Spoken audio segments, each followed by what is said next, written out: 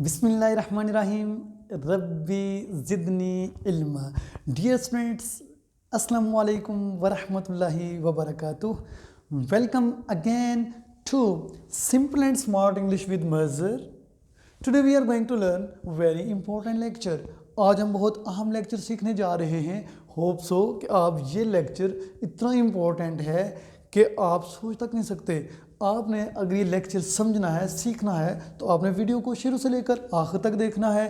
फिर ये लेक्चर आपको समझ आ जाएगा और आपका जो कन्फ्यूजन है ना हैज़ हैव हैड के बारे में, और इसके साथ साथ आपका विल हैव और शेल हैव के बारे में, वो सारा कन्फ्यूजन आज मैं दूर करने जा रहा हूँ। और इस लेक्चर में सिर्फ ये लेक्चर ही नहीं सीखेंगे, बल्कि आपको बताया जाएगा हैज़ का इस्तेमाल हम कब करते हैं, हैव का इस्तेमाल कब करते हैं, हैड का इस्तेमाल कब करते हैं, और will have and shall have का इस्तेमाल कब करते हैं।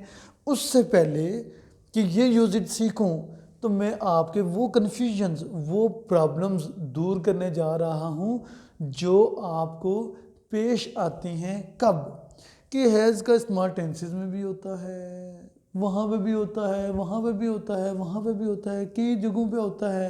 तो हमें कैसे पता चलेगा कि ये हैज़ कौन सा है और ये कौन सा हैज़ नहीं है। अब देखें, अगर मैं आपको बताता हूँ, फ़र्ज़ करें हमारे पास ये जो हैज़ और हैव हैं, हैज़ और हैव,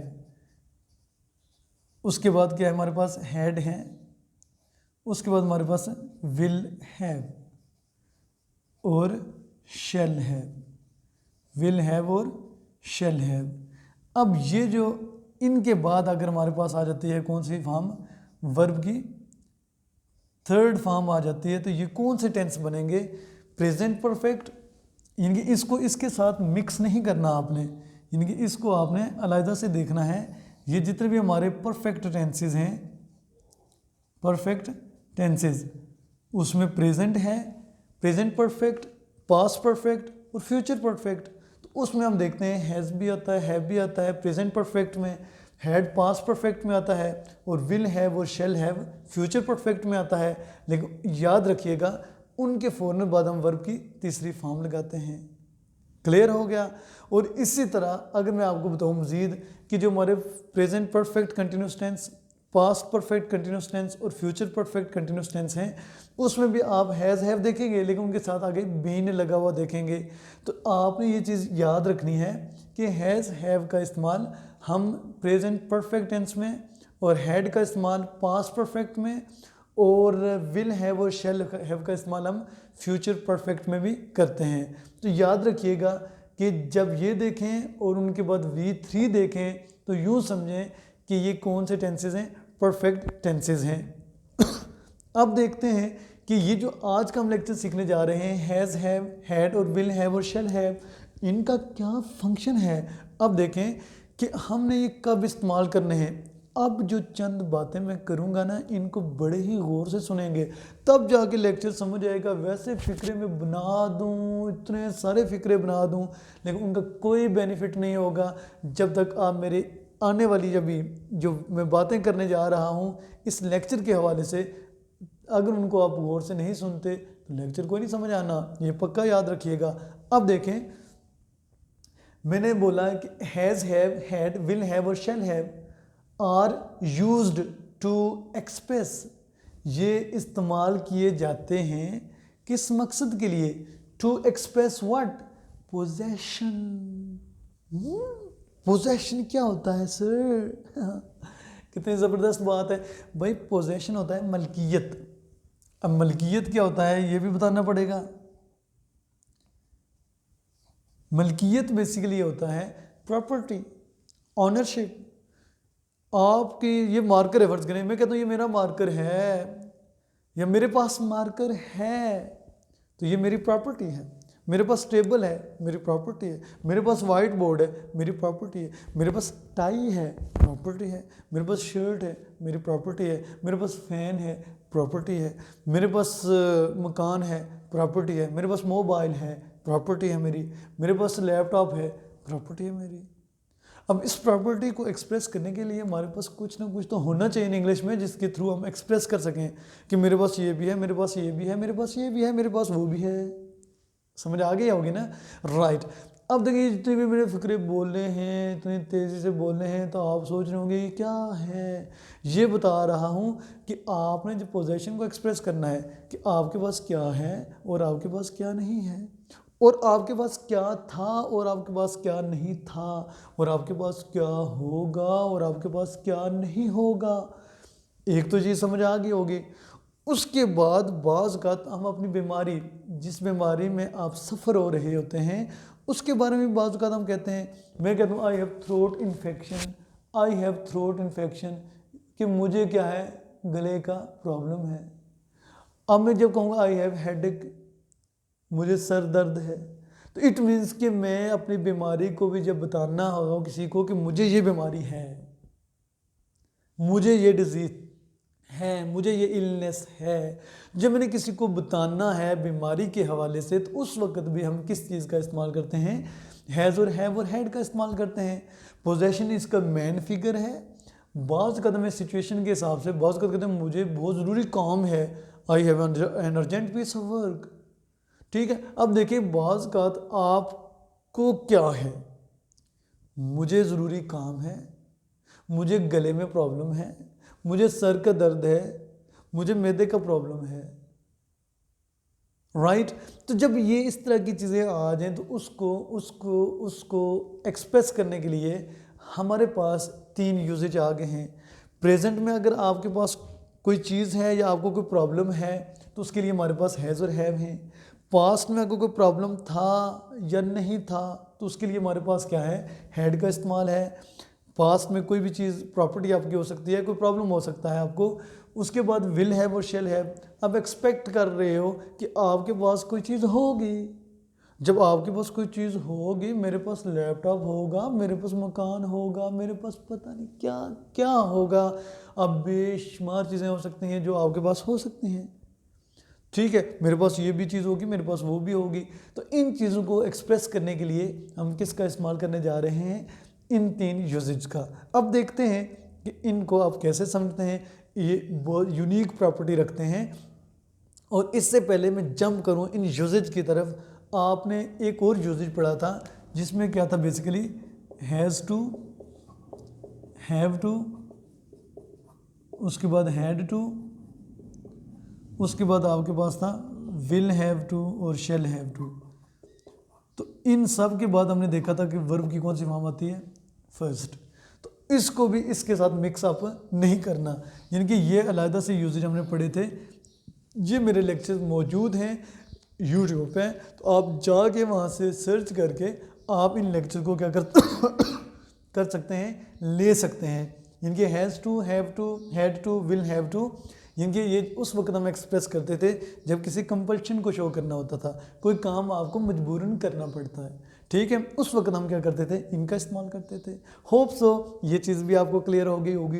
आप सोच रहे होंगे लेक्चर तो सर ने लिखा था हैज़ और हैव, हैड और विल हैव का, तो बता तो ये रहे हैं भाई। ये वो प्रॉब्लम्स हैं जब आप एक फ्रेश लर्नर्स होते हो, तो आप सीखते हो, कहते हो पहले तो टेंसेस नहीं समझ आते थे, फिर ये नहीं समझ आया, अब ये चीज़ आ गई, अब हैज़ और हैव को हम कहाँ कहाँ रखेंगे भाई, इनको जहाँ पे रखना है रखो, लेकिन आपको पता होना चाहिए कि किन सिचुएशंस में हमने इस हैज़ हैव को यूज़ करना है और किन सिचुएशंस में हमने हैज़ टू और हैव टू को इस्तेमाल करना है, और किन सिचुएशंस में हमने हैज़ हैव और हैड और विल हैव को इस्तेमाल करना है। बात ही ख़त्म हो गई। अब देखें, ये लिखा हुआ है पॉजिटिव सेंटेंस स्ट्रक्चर। सबसे पहले हमने लिखा सब्जेक्ट, उसके बाद हमारे पास आ गया has have, had, will have और शेल हैव। अगर हैज़ हैव का लफ्जी मतलब देखें तो इसका मतलब क्या होता है, रखना। हैड का रखा, विल हैव रखूँगा। अगर आप इनके लफ्जी मतलब देखते हैं तो आपको ये मिलेंगे। अब देखते हैं कि हैज़ का इस्तेमाल हम कब करते हैं। जब ये लेक्चर आप मेरे सुन लेंगे यूट्यूब से तो आपको फ़ौरन पता चल जाएगा कि हैज़ का इस्तेमाल कब करना और हैव का इस्तेमाल कब करना। लेकिन फिर भी मैं बता देता हूँ, हैज़ बेसिकली होगा थर्ड पर्सन सिंगुलर्स के साथ, जिनके ही, शी, इट या कोई थर्ड पर्सन सिंगुलर नेम आ जाता है, उसके साथ आप यूज़ करेंगे हैज़। बाकी जितने भी होंगे उनके सब के साथ हैव इस्तेमाल करेंगे। और हैड जो है, कोई भी सब्जेक्ट हो सब के साथ आप हैड इस्तेमाल कर सकते हैं। इन 2 लेक्चर्स में इसको वाज़ेह तरीके से बताया गया है आपको। उसके बाद विल हैव और शेल हैव, आई और वी के साथ शैल, बाकी सब के साथ will have. Clear? That's all right. आज बहुत दिलचस्पी से आप लेक्चर सुन रहे हैं। अब देखते हैं कि ये सेंटेंस स्ट्रक्चर हमारे पास मौजूद है। आप क्या लिखोगे? सब्जेक्ट लिखोगे, फिर इन यूजेज में से कोई भी यूजेज उठा के यहाँ पे रख दो। जब ये यहाँ पर रख देंगे तो उसके बाद आगे ऑब्जेक्ट लगा दो। अब क्या मसलन मैं कहता हूँ आई हैव आ कार। एक दफ़ा खुश हो गए होंगे कि थोड़ी देर पहले मेरे पास कुछ नहीं था, अब मेरे पास कार है। तो क्या होगा? आई हैव अ कार, मेरे पास कार है। हैं? हाँ ठीक, आई हैव अ कार, मेरे पास एक कार है। आई हैव अ पेन, मेरे पास एक पेन है। I have a ball point, मेरे पास एक बॉल पॉइंट है। आई हैव अ हाउस, मेरे पास एक घर है। आई हैव अ टेबल, मेरे पास एक टेबल है। आई हैव अ मोबाइल, मेरे पास एक मोबाइल है। आई हैव अ लैपटॉप, मेरे पास एक लैपटॉप है। समझ आया होगा कुछ ना कुछ ना। उसके बाद मैं कहता हूँ कि उसके पास कोई चीज़ है, उसके पास कार है, तो मैं क्या कहूँगा? He has a car. उसके पास कार है, देखें, he has a car, I have a car. यानी कि ये जो ऑब्जेक्ट होता है इसमें जितने मर्जी वर्ड्स आ जाएं, इनको अदर वर्ड्स भी कहा जाता है और ऑब्जेक्ट भी लिखा जाता है। एक वर्ड भी हो सकता है, एक से ज़्यादा भी हो सकते हैं, राइट। तो अब देखें, he has a car, I have a car. तो मैं कहता हूँ मेरे पास कार थी, अब है या नहीं है? मैं भी दो हूँ, राइट। तो मेरे पास कार थी, तो मैं क्या कहूँगा? आई हैड अ कार। मैं कहता हूँ उसके पास कार थी, तो क्या हो जाएगा? He had a car. अब देखिए, सिर्फ ये सेंटेंस लिखने का मकसद सिर्फ ये है, बाकी कोई चीज़ चेंज नहीं होनी। जब आपने अपनी प्रॉपर्टी बतानी है, आपने अपनी पोजेशन बतानी है, आपके पास क्या कुछ है या आपको क्या है, तो उस सूरत में आपने देखना है कि हमने हैज़ का इस्तेमाल कब करना है, हैव का इस्तेमाल कब करना है, हैड का इस्तेमाल कब करना है और हैड का इस्तेमाल कब करना है। कहने का मतलब ये है कि अगर मेरे पास है तो आई हैव हो जाएगा, अगर उसके पास है तो क्या हो जाएगा? ही हैज़ हो जाएगा। प्रेजेंट में आजकल अगर उसके पास ये चीज़ है, उसके बाद पास्ट में इनकी मेरे पास थी, आई हैड अ कार। अब कैसे पता चलेगा आपको कि ये पास्ट का है? ये हैड बता देगा आपको टाइम। उसके बाद ही हैड अ कार, उसके पास कार थी, तो ये चीज़ आपको बता देगी कि उस बंदे के पास भी कार थी लेकिन पास्ट में। अब उसके बाद आ जाता है हमारे पास एक और चीज़। मैं कहता हूँ मेरे पास कार होगी, तो मैं क्या करूँगा? I shall have a car, I shall have a car. मेरे पास कार, उसके पास कार होगी, he will have a car, he will have a car. तो this is what which you have to keep in your mind while understanding this lecture, कि मेरे पास देखिए ये जितनी भी हैं, जितनी भी चीज़ें लिखी हैं, इनसे आपको खुद बहुत आइडिया हो जाएगा कि जब हम पोजेशन या जिस चीज़ के आप ऑनर होते हैं उसको एक्सप्रेस करना है तो हमारे पास ये सहूलत मौजूद है। अब हम नेगेटिव बनाते हैं। नेगेटिव बनाने के लिए हम सबसे पहले क्या करेंगे? देखिए वाइट बोर्ड की तरफ ही। मैं कहता हूँ उसके पास कार नहीं है। मैं लिख देता हूँ यहाँ पे ही। अब आपने देखना ये है कि जब हमने नेगेटिव बनाने हैं तो एक तो पहली बात ये है कि हमने देखना है कि हेल्पिंग वर्ब ढूंढना है। पहले तो हम कहते हैं ही हैज़ नो कार, गलत नहीं है, ठीक है, लेकिन मॉडर्न इंग्लिश में इसको थोड़ा सा बदल दिया गया है, चेंज कर दिया गया है। इस मॉडर्न इंग्लिश में हम क्या करते हैं कि हमें हेल्पिंग वर्ब की ज़रूरत होती है। यानी कि मैं इसका तर्जमा अगर करें तो वो एक कार रखता है भी आ सकता है, मैं एक कार रखता था, तो मैं एक कार रखूँगा। तो जब हम देखते हैं कि ये रखता है तो ये प्रेजेंट इंडेफिनिट टेंस के साथ मसलत रखता है, उसके साथ मिलता है, तो हम फिर क्या कर सकते हैं यहाँ पे ही। और आपको पता होना चाहिए कि प्रेजेंट इंडेफिनिट टेंस में जब हम पढ़ रहे थे हेल्पिंग वर्ब यूज़ करते थे नेगेटिव बनाने के लिए। अब हमारे पास हेल्पिंग वर्ब क्या थे? एक डू था और एक डज था। पास्ट में हमारे पास, पास्ट इंडेफिनिट टेंस में हमारे पास क्या हेल्पिंग वर्ब था? डिड था। उसके बाद फ्यूचर में हमारे पास हेल्पिंग वर्ब क्या थे? विल और शेल। अब तकरीबन हेल्पिंग वर्ब हमारे पास जो है वो प्रेजेंट इंडेफिनिट टेंसेस जो हैं, प्रेजेंट इंडेफिनिट टेंस हो गया, पास्ट इंडेफिनिट टेंस हो गया, फ्यूचर इंडेफिनिट टेंस, वो हेल्पिंग वर्ब्स हमने यहाँ पे लाने हैं। अब देखिए मैं यहाँ पे लिखता हूँ उसके पास कार नहीं थी, तो क्या हो जाएगा? He does not. उसके बाद ये ध्यान में रखिएगा कि हैज़ जो है ना, इट्स भी कोई वर्ड नहीं है, ये बेसिकली इस हैव का प्लूरल फॉर्म है। इस हैव की कौन सी फॉर्म है? प्लूरल। जिस तरह हमने प्रेजेंट इंडेफिनिट टेंस में हम कहते थे ही, शी, इट या थर्ड पर्सन सिंगुलर के बाद जो भी वर्ब आएगा उसके साथ हम वर्ब की फर्स्ट फॉर्म इस्तेमाल करें, सॉरी वर्ब की फर्स्ट फॉर्म के साथ एस या ई एस का या आई एस का इजाफा करेंगे। अगर आपने मेरा वो लेक्चर नहीं सुना तो वो भी प्लीज़ सुन लीजिएगा, वहाँ पे भी क्लियर समझ आ जाएगा आपको। तो बेसिकली हैव का जो प्लूरल बनता है वो क्या है? हैज़ है, क्योंकि हम थर्ड पर्सन के लिए यूज़ करते हैं। लेकिन जब डज आ जाएगा तो उस वक्त हम यहाँ पे क्या कर देंगे, इसको असली हालत में ले आएंगे।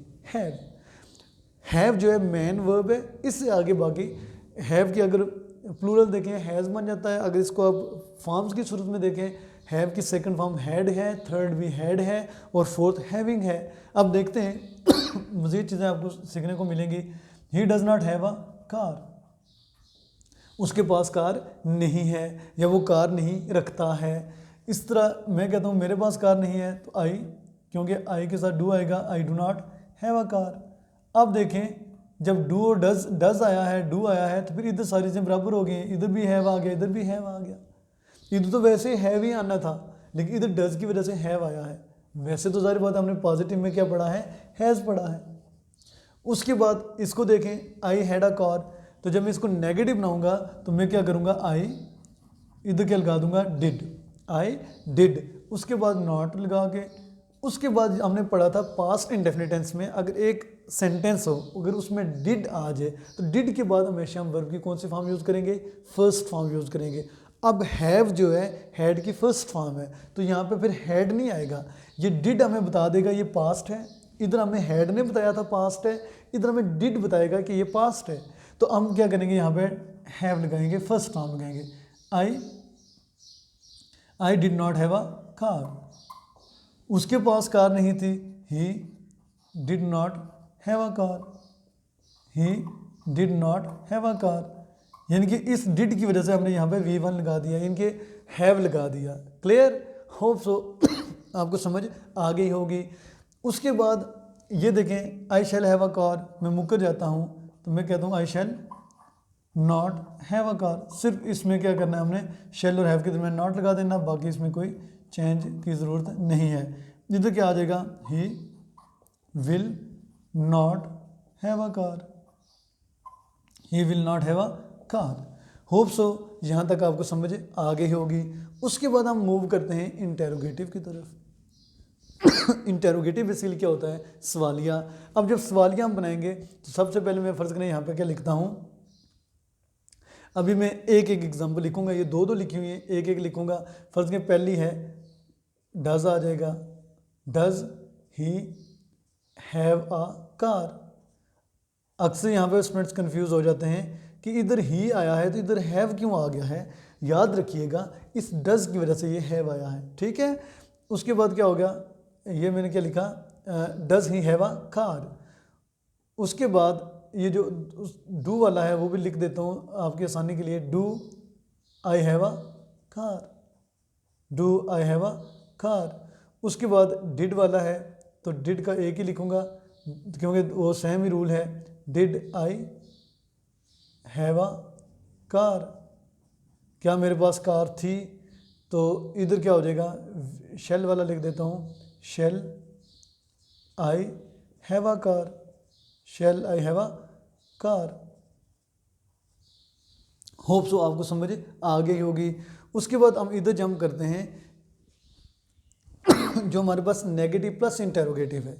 नेगेटिव प्लस इंटेरोगेटिव उसको कैसे बनाना है, मैं कहता हूँ डजंट या does he not have a car, क्या उसके पास कार नहीं है।